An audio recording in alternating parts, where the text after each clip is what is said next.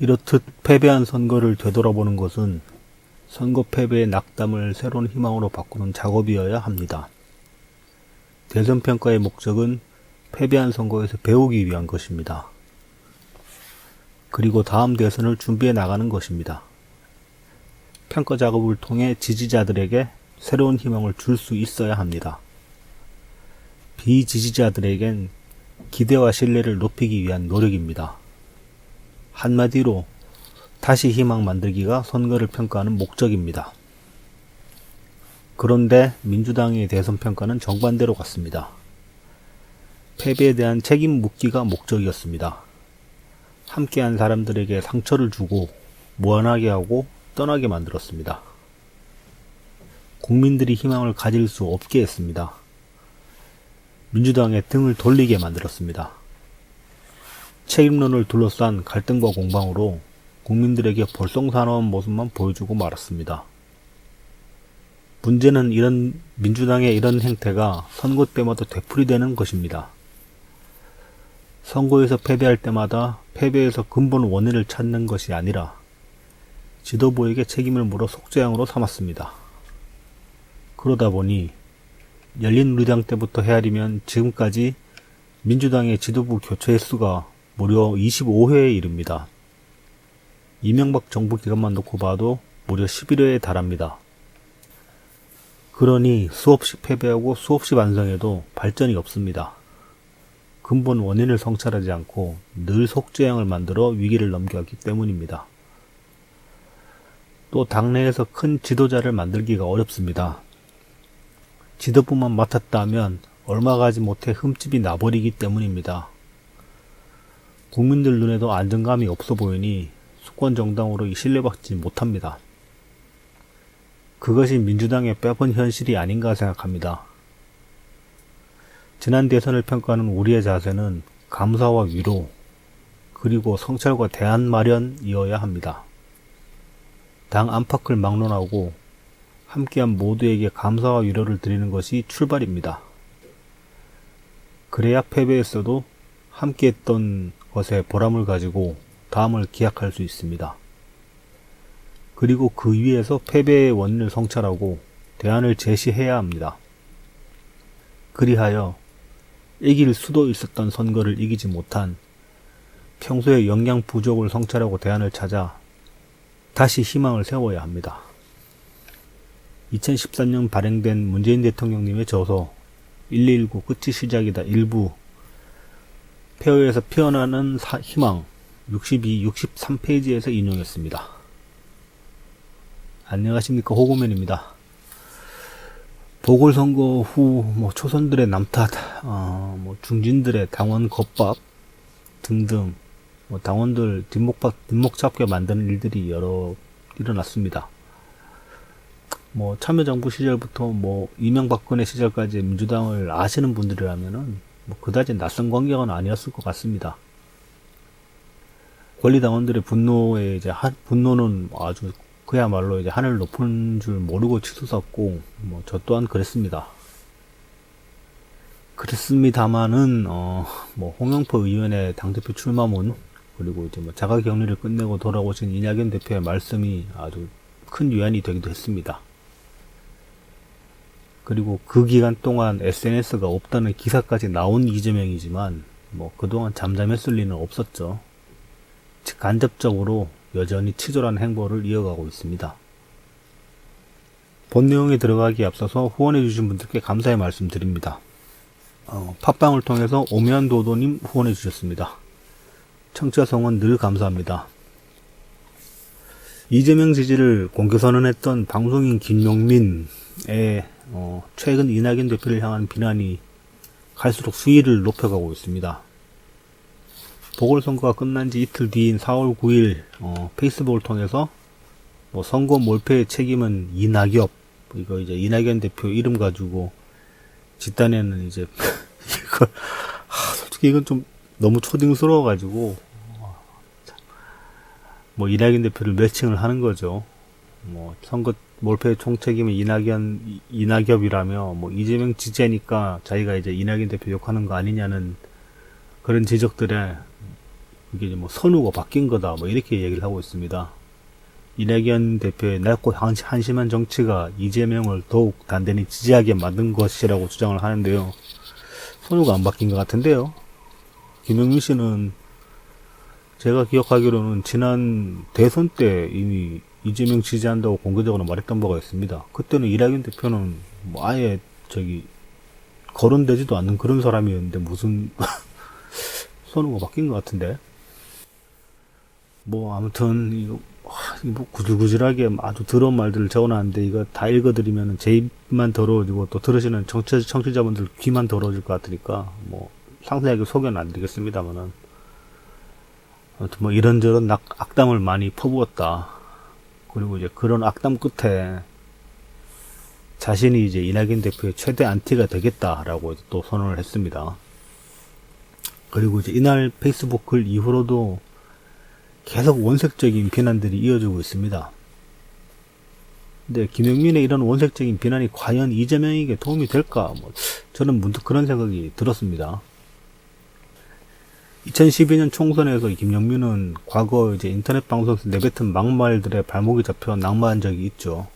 뭐 다들 아시겠습니다만은 그 라이스를 그때 미국 국무장관이었나? 라이스를 어떻게 하냐 많이 한 소리 옛날에 했던 거. 그것도 공교롭게도 그때는 이제 딴지 라디오는 없었고 이제 딴지 일보에서 인터넷 방송으로 방송하던 시절이었죠. 김구라도 있었나 모르겠고 황봉아리랑 했던 방송으로 저는 기억을 하는데 그때 이후로 이제 김영민에게는 막말이라는 꼬리표가 늘 붙었습니다. 김영민의 이 막말은 자신의 추종자들에게는 아주 잘 먹히고 그 추종자들은 환호를 해왔습니다만은 대부분의 사람들에게는 거부감만 크게 부추길 뿐입니다. 그게 이제 총선 패배만 봐도 알 수 있는 거죠. 그 당시에 김영민 막말이 퍼지면서 김영민 혼자만 총선에서 낙마한 게 아니라 실제로 그 접전 지역이었던 다른 지역들 의원들 중에 이제 낙마한 의원들 이야기가 그 막말 보도 이후에 지지율 확 빠졌다라는 그런 말들이 많이 있었죠. 당시에도. 아무튼 이런 식으로 이제 대부분의 사람들에게는 거부감은 부추길 뿐인데 그러니 김영민이 이재명 지지한다면서 이런 식으로 험한 말을 계속 쏟아낸다는 거는 결국 이재명에게는 독이 될 뿐인 거고 지금 민주당의 가치가 사실 민주당 의원들이 다 이렇게 생각하진 않겠지만은 제가 생각하는 민주당의 가치 이제 정치적 노선에 있어서 중도지향적인 그 가치에도 맞지가 않습니다. 막말이라는 거는 급진성을 내포하고 있는 거니까. 그러니까 김영민은 제발 민주당에 한 발도 걸치지 말고 그 걸쳤던 발 빼고 자기 자리를 찾아갔으면 하는 그런 바람이 있습니다. 진보 쪽으로 가라는 얘기죠. 근데 정작 그 진보 정치판에서 또 김영민도 그렇고 김어준도 마찬가지고 그 걔네 부류들을 좋아하느냐 하면은 꼭 그렇지도 않습니다. 제가 겪어본 바로는 그렇습니다. 그쪽에서 이제 그 김어준류를 바라보는 시각은 김어준류의 그 영향력은 인정하고 부러워하기도 하고 그걸 어떻게 활용해보고 싶은 생각도 있고 때로는 이제 벤치마킹 해가지고 자기들도 이제 그런 식의 어떤 인플루언서를 만들어보려는 시도도 했습니다만은 본질적으로는 그들을 좋아하지 않습니다. 싫어하는 쪽에 가깝다고 봐야 될 겁니다. 가장 주된 이유는 김어준류가 학생운동이나 노동운동을 해온 게 아니니까 자신들과의 접점이 없다는 게 가장 큰 이유입니다. 그쪽 바닥에서 진골이나 송골이 아니라는 거죠. 거기다가 또 그쪽 바닥은 특히나 학벌을 굉장히 중시하기 때문에 학벌 중시하는 풍조대로 들이대봐도 별로 그닥 이렇게 막 눈에 띄는 그런 사람이 못 되는 거고 또 페미니즘을 잣대로 들이대면은 아주 그야말로 이제 극혐하게 되는 그런 존재들이죠. 그 김어준류는 이제 따지고 보면은 일관성 없는 달면 삼키고 쓰면 뱉는 그런 식의 정의감을 내세우는 근본 없는 것들이니까 이재명과는 매우 결이 같다고는 할 수 있겠습니다만은 나름대로 뭐 순혈주의나 아니면 선명성을 중요하게 생각하는 진보 정치판과는 맞지 않다고 그렇게 볼 수 있겠습니다. 그러니 자기 자리 찾아가라고 이제 뭐 진보 정치판으로 등을 떠밀고는 싶기는 한데, 과연 뭐 김용민의 자기 자리가 그쪽 판일지도 좀 의심스럽긴 합니다. 뭐 저런 김용민의 막말은 이제 그 초선들의 내부 총재라고 같이 이제 뭐 거의 동교화되다시피 그렇게 같이 퍼져나갔죠. 이 초재선들의 뭐 내부 총재에 대해서는 따로 언급하지는 않겠습니다. 이게 뭐 어제까지는 이 방송은 이재명을 타겟팅으로 하는 방송이고, 뭐 또 이에 관해서는 청취자분들께서도 충분히 알고 계실 것이고, 뭐 또 그렇게 충분히 알고 계신 만큼 스트레스도 아직까지 받고 계실 것이고, 또 뭐 분노 중일 것이라고 생각하기 때문에 따로 뭐 언급하지는 않겠습니다. 4월 7일 파이낸셜 뉴스입니다. 이재명 개혁의 반성, 5만원의 결과 완전히 바꾸라는 명령이라는 제목의 기사입니다.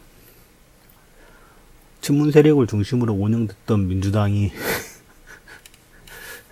국민의 심판을 받은 만큼 변화와 쇄신을 요구하는 이재명 개혁가 본격적인 결집에 나설 것으로 예측된다고 기사에서는 주장하고 있습니다.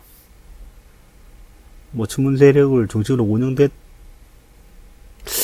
모르겠습니다. 이낙연 대표 기간 그 7개월 동안만 한정해서 얘기하면은 뭐 어느 정도 맞는 말이라고 할 수도 있겠지만은, 뭐 이 말에도 그닥 동의는 못 하겠습니다만, 어쨌든 간에 이런 식으로 요 기사에 이제 서두에 주장을 해놨는데, 요거는 정확하게 LH건을 터뜨린 이재명의 의도로 그동안 추측해왔던 그 내용이죠.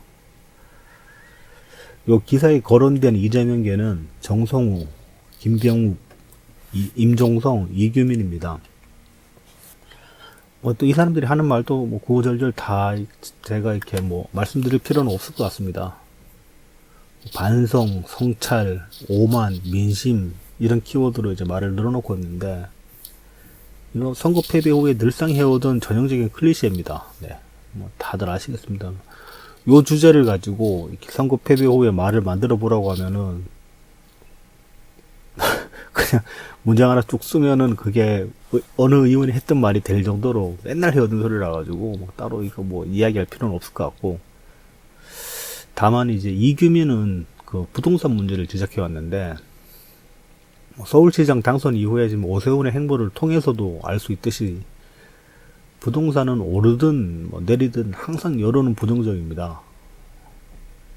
그러니까 이제 단계적인 여론의 불만을 감수하고서라도 장기적인 주거환경 개선이나 뭐 주택 공급에 역점을 두는 게 정부가 할 수 있는 최선입니다.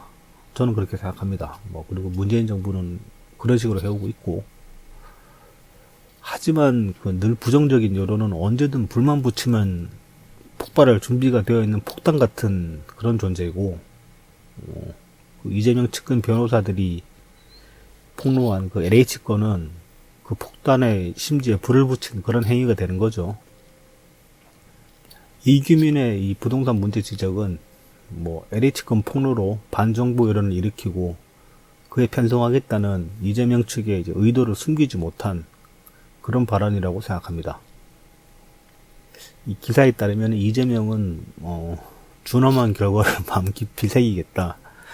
당의 일원으로서 무거운 책임을 느낀다. 뭐 국민께 더 다가가고 더 절박하게 아픔을 나누고 문제 해결을 위해서 더 치열하게 성찰하겠다. 뭐 따위의 말들을 했습니다.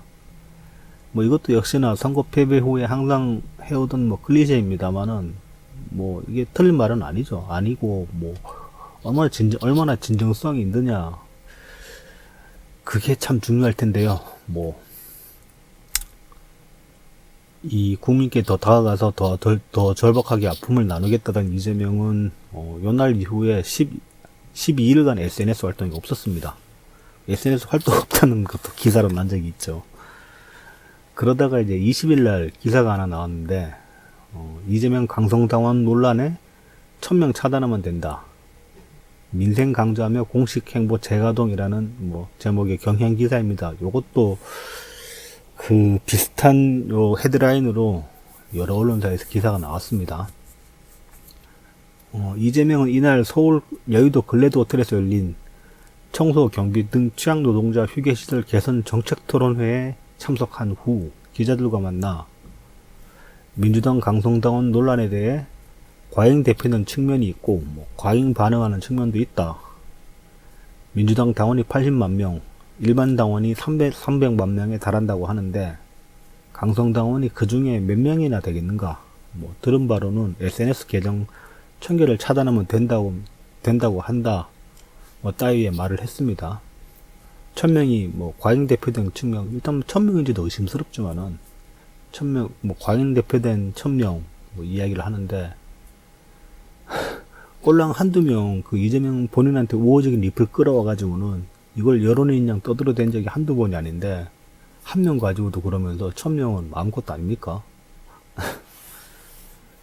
자기가 이제 4월 7일에 말했던 더 다가가서 절박하게 아픔을 나누겠다는 사람의 말치고는 참 괴리감이 크게 느껴집니다. 언제는 사람들 말 듣겠다 그래놓고 쓴소리 하니까 차단하면 그뿐이라고 말하니까 참 어이가 없죠. SNS상에 1000명을 차단하면 된다라고 말을 했는데 제가 보기에는 이거 처단하면 된다라고 말한 거를 그냥 기자들이 순화시켜가지고 차단이라고 쓴 거 아닌가 그런 생각이 듭니다. 실제로 측근들이 고발 진료 뻑하면 처단하려고 들고 있잖아요. 거기다 선거철만 되면은 지지자라는 양반들이 아주 식칼 들고 들어서 찔러 죽인다 소리까지 하던데 차단이 아니라 처단을 더 좋아하는 것 같고 사실은 본인은 말하고 싶은 말은 처단이 아니었던가 저는 그렇게 생각이 듭니다. 아무튼 이날 이 자리에서 했던 다른 말로 이어서 이제 민생개혁 강조하면서 거대 담론도 중요하지만 국민의 일상을 개선하는 작은 민생개혁이 중요하다 이렇게 얘기를 했다고 하는데 그놈의 기본소득 타령으로 재난지원금 지급부터 지금까지도 정부의 즉각적인 생활지원 정책들이 발목을 번번이 잡히고 있습니다. 이게 국힘당이 예산 안 줘서 추경이라도 편성하려고 지금 발목 잡는 건 그렇다 치는데 애초에 민주당 내에서 방향을 결정할 때도 쓸데없이 무슨 계속 선별이네 비선별이네 이어가지고 시간 끈 게 한두 번이었습니까? 또 아닌 거대 담론 던져가지고 논란 일으킨 게 누굽니까 대체? 그뿐입니까? 가장 소소하다고 할 수도 있지만 또 일상에 있어서 가장 중요한 문제 중 하나가 특히 도시에서는 대중교통입니다. 경기도 버스비 올린 게 민생개혁입니까? 이재명이 취임한 이후에 경기도 버스비를 인상했습니다면은 그 뒤로 3년이 지났는데 아직까지 다른 지역들의 대중교통비가 인상됐다는 그런 보도는 별로 없습니다. 그러니까 결국 대중교통 자체의 문제가 아니라 이재명이 도정을 병신같이 했다는 그런 이야기가 되겠죠. 경기도민 전체 대상으로 비선별적인 재난지원금을 지급한 탓에 소소한 일상들을 위한 비용들이 대폭 삭감되기도 했습니다. 작년 경기도 수해복구 비용으로 경기도가 지출한 비용이 26억인가 그랬죠 아마. 수재민들의 일상은 민생개혁의 대상이 아닙니까? 민생이 아닙니까 거기는? 이 기사에서 이제 이 기자들과 만나서 면담을 나눈 청소, 경비 등 취약 노동자 휴게시설 개선 정책 토론회, 제목도 기네. 이거는 이제 여의도 국회 앞에 있는 글래드 호텔 블룸 A룸에서 열렸습니다. 이 토론회에 이제 공동 주최로 이름을 올린 국회의원은 41명입니다. 정성호, 김남국, 조홍천 등의 이제 친 이재명계는 물론이고 심상정, 용해인 등 진보 정당의 의원들 이름도 있습니다. 그리고 김영배, 백혜련 등 이번 전당대회 최고위원 후보들도 눈에 띕니다. 이 글래드 호텔 블룸 A룸의 대관 가격은 참석자 머릿수로 이제 책정이 되는 것 같습니다. 제가 결혼을 해본 적도 없고 해가지고 이런 연회장이나 대회의실 빌리는데 이제 가격이 어떻게 책정되는지를 몰라가지고 이제 호텔 홈페이지 들어가서 한번 찾아보니까 그렇게 명시가 되어 있더라고요. 이제 글래드 호텔 홈페이지에 따르면은 별도의 대관료가 또 있는지는 뭐 따로 명시되어 있지는 않고, 글래드 호텔 미팅 패키지라는 요금제가 이제 안내되어 있습니다. 미팅 패키지 A는 커피 브레이크 1회 제공에 뭐 한식 4코스, 불고기 또는 비빔밥에 이제 한식 4코스를 점심으로 제공하며 1인당 67,000원. 그 다음에 미팅 패키지 B는 A와 비슷한데 한식 4코스가 갈비찜 또는 우거지탕으로 되어 있고, 이제 이게 1인당 77,000원입니다. 그리고 미팅 패키지 C는 또 B와 거의 동일한데 점심 식사로 한식 5코스, 생선 또는 닭요리가 제공되며 87,000원입니다. 그러니까 뭐 제일 싸게 쳐도 뭐 67,000원에 뭐 의원들만 참석했다 쳐도 41명이면 얼마입니까? 얼마나 7만원 잡아도 거진 한 280만원 돈 나오겠네요. 참 뭐 쓸데없이 돈 쓰는 거 아닌가 싶은데, 아무튼 청소, 경비 등 취약 노동자 휴게시설 개선 정책 토론을 호텔에서 국회의원들 불러다가 할 필요를 저는 전혀 못 느끼겠습니다. 휴게시설을 실제로 사용하는 노동자들의 의견을 청취하고 뭐 정책을 수립하면 될 일이지, 그 배지들 불러다가 뭐 신통한 소리가 난다고 그러는 건지 모르겠습니다. 저 자리에 41명의 국회의원 이외에도 이게 이제 여러 주류 언론을 통해서 이 회의 이후에 이재명의 인터뷰가 나간 걸로 미루어 보면은 뭐 정작 이 회의 내용 자체는 뭐 보도된 게 별로 없습니다만, 아무튼 뭐 그러한 정황을 보면은 뭐 기자들도 같이 동석해가지고 밥 같이 먹었을 수도 있겠죠. 그러니까 결과적으로 보면은 뭐 기자들, 그다음에 자기랑 친한 의원들 불러다가 밥 한 끼 사 먹이고 뭐 친목줄 도모한 자리 아닙니까? 뭐 그렇게 봐도 될 것 같은데요. 그리고 이제 기자들한테는 이제 밥 사 먹이고 뭐 기사 마사지 좀 받고 말이죠. 이것도 그 경기도청에 이제 그 예산에서 나갔을 거 아닙니까? 자기 선거비를 경기도청 예산으로 좀 유용해되고 있는 건데, 이걸 지적하는 민주당의 도의원 국회의원 별로 없습니다. 4월 14일 이제 경기도의회에서는 도정 질의가 있었습니다. 당소 참석키로 되어 있던 이재명은 이 질의 당일 아침에 도의회에 불참 통보합니다. 수행비서 한 명이 코로나 의심 증상을 보여가지고 자가격리에 들어갔다는 이유였습니다. 이렇게 들어간 자가격리는 당일 밤 10시경 도정 질의가 끝난 이후에 해제가 됩니다. 수행비서의 의심 증상으로 이제 격리에 들어갔다는데, 백광현 총재의 백브리핑에 따르면은 이날 경기도청이나 도지사 비서실은 정상 근무를 했다고 합니다. 뭐 설령 자가격리 할 수밖에 없었다 하더라도 뭐 화상으로 도정 질의하려면 또 못할 것도 없죠. 요즘이 어떤 세상인데. 이런저런 정황으로 볼 때 도정 질의를 피하려는 의도가 아니냐고 의심해볼만 합니다. 성남시장 시절 뭐 시정 질의를 번번이 불참한 전과도 있죠. 이날 이재명이 이렇게 도정 질의를 고의로 회피하려 든 게 아닌가 의심하는 건 바로 이 질의 때문이 아닌가 싶습니다. 14일 경기도의원 신정현 의원의 질의입니다. 코나이에서 이제 경기도 시장 상권진흥원으로 주요 인사들이 오가고 있다는 점을 지적을 했습니다. 이거 이제 지난 방송에도 말씀드리기도 했고, 그 방송에 앞서서 이제 백브리핑에서 보도했었던 바로 그 사안입니다. 경기도 시장 상권진흥원 상임이사 박병국 인사 말이죠. 뭐 이 밖에도 이재명이 성남시장으로 있을 때 성남시장 상권 활성화 재단에서 비정규직으로 일하던 사람이 뭐 이재명이 경기도지사 취임한 이후 코나이에 상임이사로 간 사례도 이제 밝혔습니다.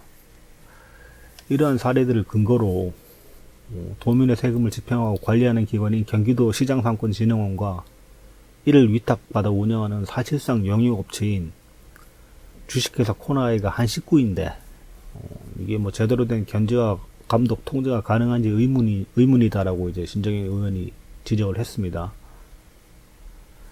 그리고 이 채용 비리 의혹이 사실이라면은 누군가를 채용시키기 위해서 누군가는 탈락했다는 뜻인데, 이게 사실로 밝혀진다면 도전 기저로 삼고 있는 공정이라는 가치를 신뢰할 수 있을지 의문이다라고도 이제 말을 했습니다. 그리고 4월 20일 백브리핑에서 또 다른 사례들을 보도를 했었죠.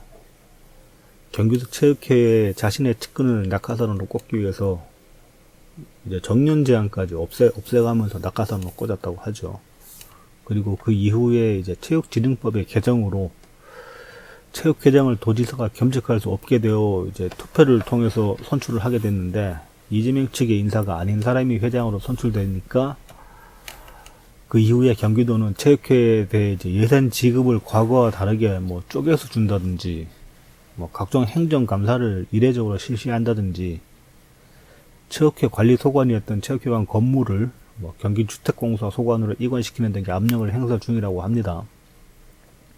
또한 경기체육진흥재단이라는 이제 재단을 신설해가지고 낙하산 인사들을 다시 꽂을 자리 만들려 하려 하는 거 아니냐, 뭐 그런 의혹도 사고 있습니다. 다시 신정현 의원 질의로 돌아와가지고 신정현 의원은 이제 이러한 경기도의 채용 비리 의혹을 일자리 투기라고 꼬집어 비판했습니다. 이게 이제 그 행태로서의 유사성이 아니라 공정성을 훼손한다는 점에서 LH 직원들이 이제 부동산 투기와 유사하다는 그런 말입니다. 민선 7기 경기도정의 핵심 가치가 공정입니다. 그 공정을 내세운 이재명으로서는 이제 그야말로 뼈를 때리는 뼈아픈 지적이죠. 이어서 경기도의 기본 시리즈에 대해서도 이제 지적을 했는데요. 경기도가 내세운 새로운 경기 공정한 세상 속에서 이재명 지사님이 새롭게 내세운 기본소득, 기본대출, 기본주택 등 기본 시리즈 정책들이 과연 얼마나 새로운 것인지, 공정함과 새로움을 1380만 경기도민들이 시간이 지난 후에도 공감할 수 있을지 의문이 든다, 뭐 이렇게 말을 했습니다. 이어서 이제 그 조목조목 짚고 있는데, 기본소득에 대해서 기본소득이란 아젠다 안에서 실시한 청년수당, 농민수당, 재난지원금은 특정 대상, 특정 기간에만 지원된다는 점에서 기본소득과는 결을 달리한다. 이거 이제 말장난이라는 거죠. 특히 청년 기본소득은 시군과 매칭 사업을 실시해 기존에 운영 중인 청년 사업들이 일몰됐다. 지사님의 기본소득은 기존의 지원정책 위에 얹어져야 한다고 설명되었음에도 실제 시군에서는 재원 마련이 어려워 청년 융복합센터, 청년 월세 지원 사업, 청년 건강검진 등 시군별 특수성을 반영한 청년 정책들을 축소 일몰시키는 사태가 발생하고 있다. 청년들의 기존 혜택을 축소 조정을 고려하지 않은 경기도의 기본소득 정책에 과연 맞느냐, 뭐 이렇게 지적을 해왔습니다. 그러니까 이제 그동안 실시해왔던 다른 청년 지원 사업들의 재원들을 청년 기본소득 하나로 다 이제 병합시켜 버렸다는 그런 말입니다. 한정적인 예산으로 억지스럽게 편성을 하려고 들다 보니까 뭐 이런 식으로 갈 수밖에 없는 것은 당연한 일입니다. 그리고 그 결과적으로 피해는 그동안 지원 정책의 수혜자였던 상대적으로 약자계층인 청년들이 볼 수밖에 없습니다. 뭐 청년 기본소득이라고 1년에 한 번 주잖아요. 근데 여기 지금 신정현 의원이 지적했던 거 보면은 뭐 당장 청년 월세 지원 사업 같은 거, 이건 매달 얼마씩 받았다는 이야기인데 이런 거 다 날아갔다는 거 아닙니까? 그리고 이제 뭐 기본 대출에 대해서도 대출조차 할 수 없어 고통받는 도민들에게 누구에게나 최장 20년까지 저리로 대출을 시행하겠다는 기본 대출의 취지는 공감한다. 없는 사람들 돈 빌려주겠다는 거 취지는 좋다. 하지만 이제 기본 대출의 시행 가능성조차 검토되지 않고 마치 당장 시행할 수 있을 것만 같이 정책을 홍보하는 것은 도민들을 호도하는 것이며, 경기신용보증재단에서 기본 대출을 운영하는 것은 법률 개정이 필요한 상황이며, 경기 신보 보증 규모의 8.9배 수준인 기본 대출에 대한 재원이 문제 역시 고려되지 않았다. 많은 필요 정책의 재원 투입은 당연하지만 10년, 20년 후 도민들에게 돌아갈 세금 부담을 고려할 때 충분한 분석 없이 진행하는 것 아니냐라고 이제 이렇게 지적을 했습니다. 그리고 이제 기본주택에 대해서는 지사님께서는 현재 공공임대사업에 기본이라는 타이틀을 붙여 기본주택이라는 이름으로 정책을 준비하고 계시나 이는 소득 구분이 없다는 것 외에 장기 임대와의 차이점을 느낄 수가 없다. 소득이 감소하는 60대 이후 노년기가 되어서도 월세를 감당하면서 임대주택과 같은 기본주택에 거주할 수 있는가? 소득이 끊긴 후의 거주에 대한 불안감을 위해서라도 집을 구매하고 싶다는 욕구가 발생할 것이고, 결국 주택 소유 욕구가 해결되지 않아 집에 대한 의미가 달라지지 못할 것이다. 오늘 자리에 함께하지 못하신 이재명 지사님 이하 집행부 의원님들께서도 기본 정책의 문제점을 바라보고 향후 30년의 경기도를 위한 정책이 무엇인지 다시 한번 고민하시길 희망한다. 이렇게 말을 해왔습니다. 그러니까 이제 기본주택, 기본도시에 대한 지적들 중에서 제가 보기에도 가장 타당하다고 생각하는 건 당장 시행되고 있는 것처럼 홍보제를 해대지만은 실제로 시행되고 있지도 않고 장기적 관점으로 봤을 때 10년 뒤, 20년 뒤에 돌아올 세금 부담이 크다라는 것입니다. 이재명 지지자들이 이재명이 일을 잘한다라면서 내세우고 있는 것들 중에 이 기본 시리즈는 이제 그 중에서도 가장 주요한 정책입니다. 근데 이제 재원 마련 등의 문제는 차치하고서라도 당장 관련 법규도 없거나 아니면 이제 기존의 법이 위배되는 경우가 대부분입니다.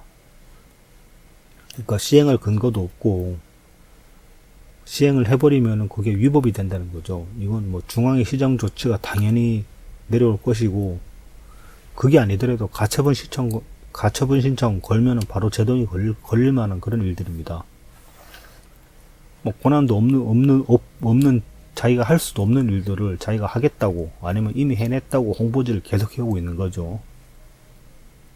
신장현 의원은 이미 작년 9월 17일 있었던 경기도의회 도정질에서 지역 상품권하고 이제 경기도 재난지원금 문제로 이재명하고 한번 격론을 벌인 바가 있습니다.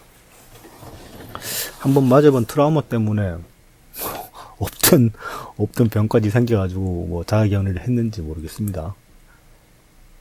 이 도정질이 앞서가지고 신장현 의원은 그 경기도의 홍보비 지출 세부 내역까지 공개 요청을 했다고 역시 백브리핑에서 보도를 한 바가 있습니다. 이 공개 요청 이후에 각종 언론사의 기자나 데스크들이 신장현 의원에게 반협박성 전화를 해왔었다고 하죠. 초선이나 잘 모르나 본데 그러는 거 아니다. 그딴 식으로 이야기를 하거나 아니면은 홍보비 삭감하면 자기들 밥줄 날아간다. 그런 식으로 회유하기도 했다고 합니다. 참 친구비가 좋긴 좋습니다. 근데 아무튼 그 신장현 도의원이 요청한 홍보비 세부 내역 자료는 아직까지도 제출되지 않고 있다고 합니다. 신장현 의원의 도정질의 내용을 제대로 다룬 주류 언론 매체는 거의 없습니다. 매일경제신문하고 이제 매경TV가 거의 유일합니다. 대권 주자로 하루가 뭐다하고 SNS 글까지 퍼져나르는 매체들이 왜 이렇게 큰 이슈에 대해서는 입을 닫고 있는지 참 신기합니다. 이제 신정현 지원의 도정질의 이후에 민주당 경기도의회 일부에서는 내부 총질이라면서 신정현 의원을 질타하고 있다고 합니다. 그리고 또 도정질의 자체는 제대로 다뤄주지 않던 언론이 신정현 의원이 지난 이낙연 대표 시절에 그 이낙연 대표실에 청년 특보였다는 사실을 들먹이면서 이게 이제 이낙연계 이재명을 향한 공격 아니냐는 식의 프레이밍질도 하고 있습니다. 그렇게 추측이야 해볼 수도 있겠지만은 적어도 그걸 그렇게 보도를 하려면은 도정질의 내용 자체를 동일한 비중으로 다룬 후에 그렇게 지적하는 게 최소한의 공평함이라도 갖췄다고 할 수 있는 거 아닙니까? 이건 대놓고 편파적인 보도라고밖에 볼 수 없습니다. 신정현 의원은 이 도정질 이후에 이 내용이 언론을 통해 많이 알려지지 않고 있으면 안타까워하며 본인이 트위터에 해당 질의 영상 링크를 올리기도 했는데요. 이후에 신정현 의원의 트위터 계정은 해킹으로 현재까지 복구가 이루어지지 않고 있습니다. 이 신정현 의원의 질의가 끝난 다음날 15일 자가격리를 푼 이재명은 도의회에 출석을 해서 경기도 자체적으로 백신을 구매 접종할지 이제 뭐 한번 검토 중이다 그런 식으로 말을 했습니다. 이건 정말 택도 없는 소리죠. 국가 차원에서의 확보도 어려운 상황에서 뭐 이재명이 무슨 수로 백신을 확보할 수 있는지도 모르겠고 지자체가 독단적으로 방역을 실시할 수 있는 근거는 그 어디에도 없습니다. 국가적으로 이게 동시간대에 동일하게 실시해야 가장 큰 효과를 볼 수 있는 그 방역 체계 자체를 무시하는 말입니다. 또한 다른 지자체나 이제 중앙정부에게 불만을 쏟아내기 유도하는 갈라치기 발언이기도 합니다.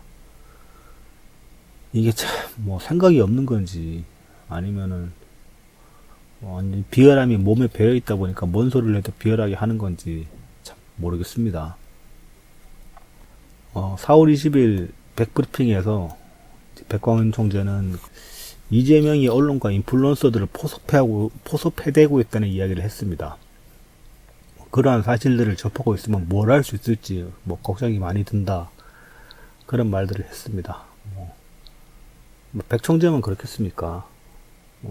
그러한 사실들을 직접 전해듣지 않더라도 이재명이 사방팔방 돈 뿌려대면서 뭐 사람들 끌어들이고 있다는 거는 피부로 느껴지죠.